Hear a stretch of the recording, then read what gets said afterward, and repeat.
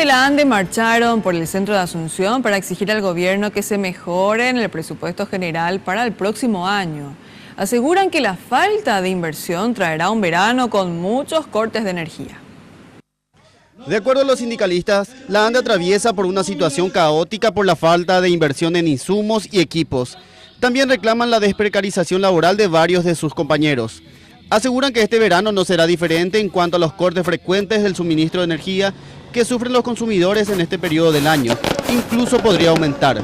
Lastimosamente, una vez más, nos han mentido.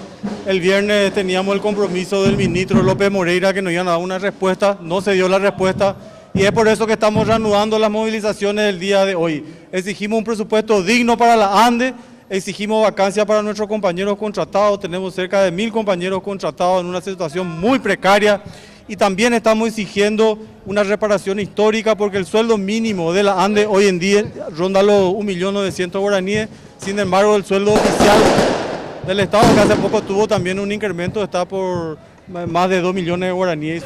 Desde la sede central, aproximadamente 2.000 trabajadores marcharon hasta el Ministerio de Hacienda.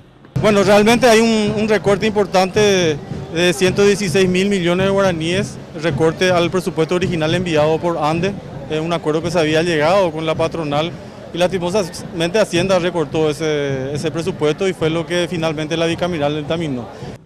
Mañana anuncian una gran movilización desde la Plaza Uruguaya hasta el Congreso Nacional, a la cual se sumarán docentes y organizaciones sociales.